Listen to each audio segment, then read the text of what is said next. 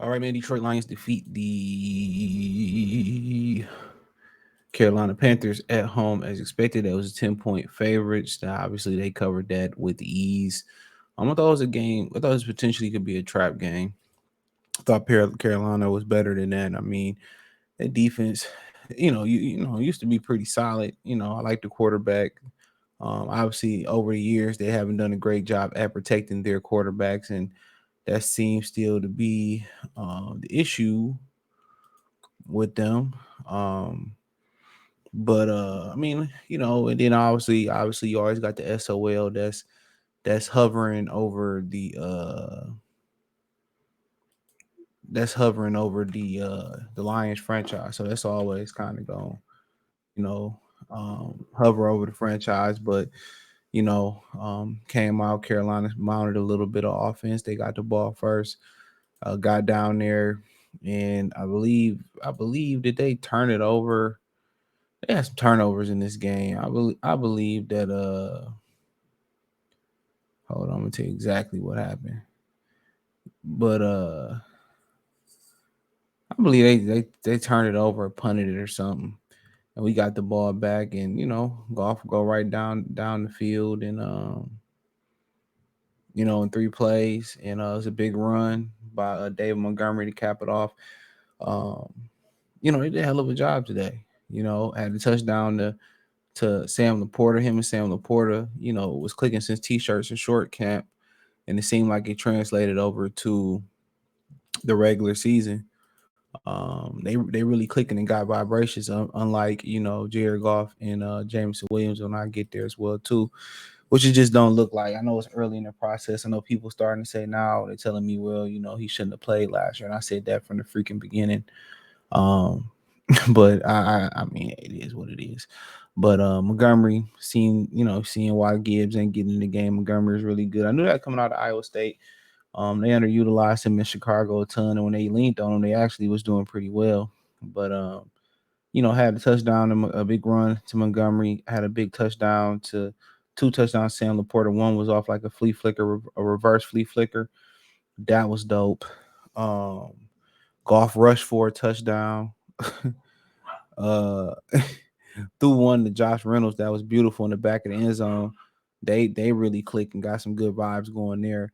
That was a teardrop that he threw over the top to Josh Reynolds, man. And Josh Reynolds caught it. He dropped one earlier in the game. Um, then came right back and caught a big one. And then he caught that touchdown, I think, down there. And the Lions do a great job of spreading it out. You don't know who's gonna be the guy. They don't force feed nobody not named St. Brown.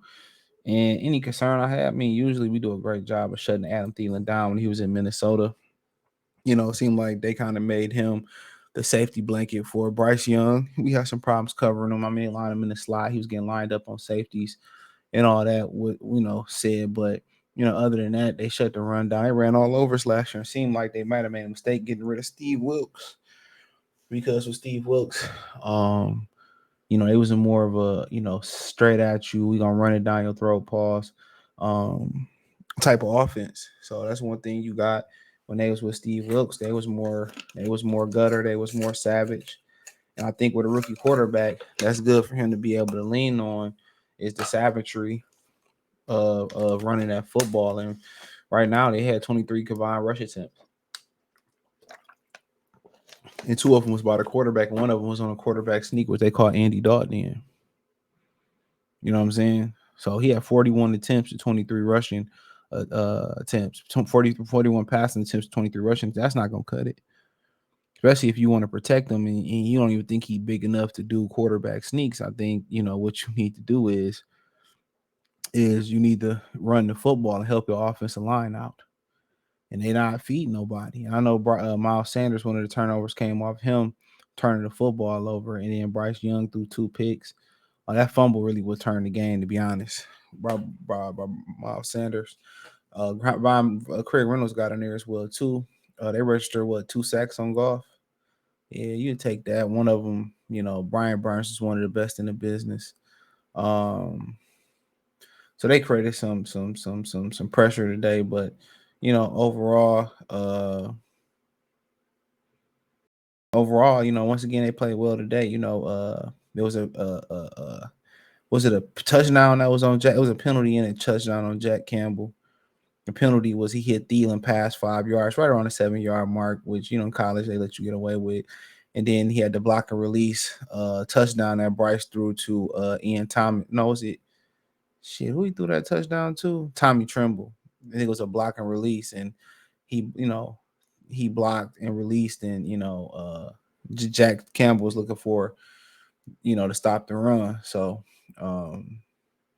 that was his only issue right then and there. But overall defense played well. Aiden Hutchinson, registered another sack.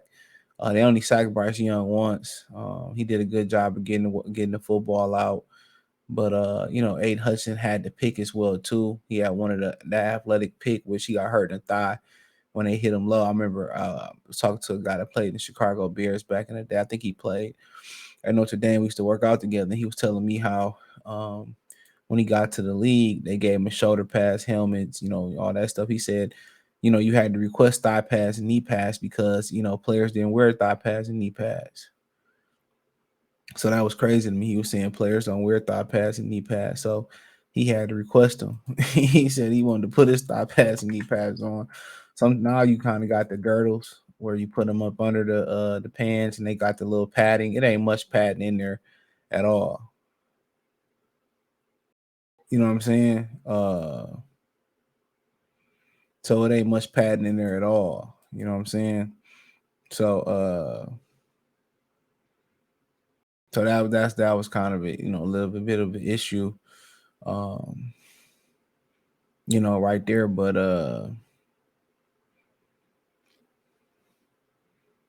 you know, uh, other than that, I know a lot of people are gonna talk about Jameson Williams dropping that slant pass. His first, target, he dropped the slant pass, and he looks so small out there, bro. He looks very, very small out there.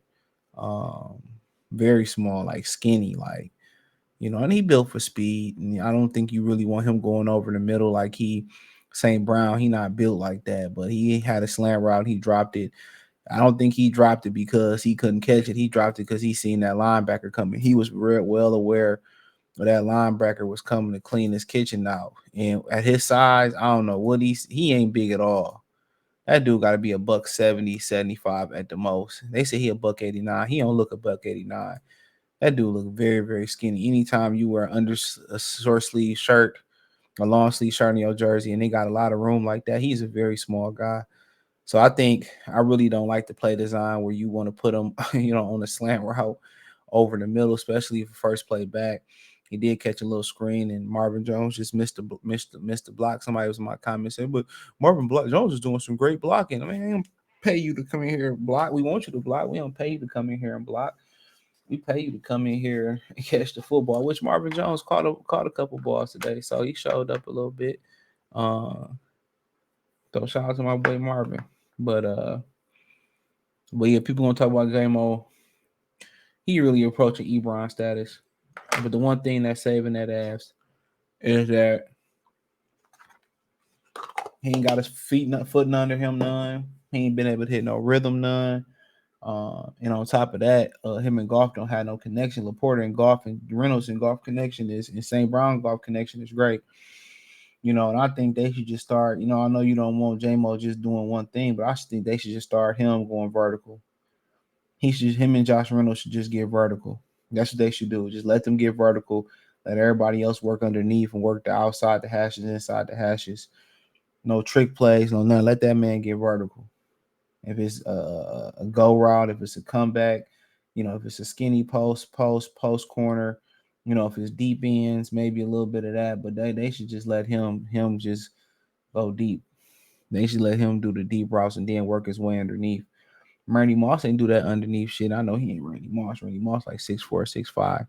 But it was a dominating victory and showed that the Lions did what they had to do. They still struggling in the third quarter, coming out the half. Offensively, that's something that they're going to have to do. See if they got to come out the half and pick up the tempo a little bit, run a little bit more on first down, pass a little bit more on first down. But that third quarter is tearing them out the frame. Yeah, that third quarter is tearing them out the frame. And they got to find a way to be productive with or without a lead. If that's picking up the pace or whatever, but you know, they got to find a way to be productive. Um, so that's gonna be very important to them. It's finding a way to be productive. So they got to find a way to be productive, man. Coming out that third quarter, but overall, it was a good victory. I mean, the biggest takeaways, they did what they supposed to do against Carolina. I want to call it revenge, whatever. Didn't let a rookie quarterback get off too much. They continued to stop the run today. And then obviously J-Mo dropping a pass. So, I mean, next week they go to Tampa. It might be the game, America's game of the week. I'm not sure, but it might be America's game of the week. I think Tampa had a bye this week, so I mean they setting us up for failure right there. Tampa had a bye this week, but Ben Johnson was in his bag again today, man. Very creative play caller. Hopefully they got somebody learning up under him. I already said I'll get rid of Dan Campbell, make him the head coach. Yeah, I said it. Yeah, I think they're on the bye this week, Tampa. So Mike Evans was hurt. Not sure he's gonna be hurt coming off the bye. Going down to Tampa. Baker playing, pretty well. Um, so their defense is really good. So we'll see exactly what happened. But that's a 4:25 kickoff. And then we head to Baltimore. So we're on the road the next 2 weeks before the Angels night game against the Raiders. So that's gonna be tough, and that's on ABC too. So the Raiders game on ABC. So at Monday Night Football. So but yeah, I got a critical stretch coming up. To be honest, Baltimore, they lost to Pittsburgh today. They just don't look good right now. But critical stretch coming up. We'll see what happens. Thumbs up the video, share the video, subscribe to the channel. The subscribe button is the bell icon button. Hit all notifications, increase your chance, get notifications. We go live or drop video. Financially, you want to support the channel, Cash App, $ CJ Good 313, Venmo CJ Good 313, PayPal link in description. Hit the link tree. Find me on Twitter, Instagram, Spotify, Anchor, Cash App, Venmo, PayPal, Apple Podcasts, Google Podcasts, the whole nine. Let me know what you girls and guys think in the comment section. Peace. Check out Detroit Lions post game reaction.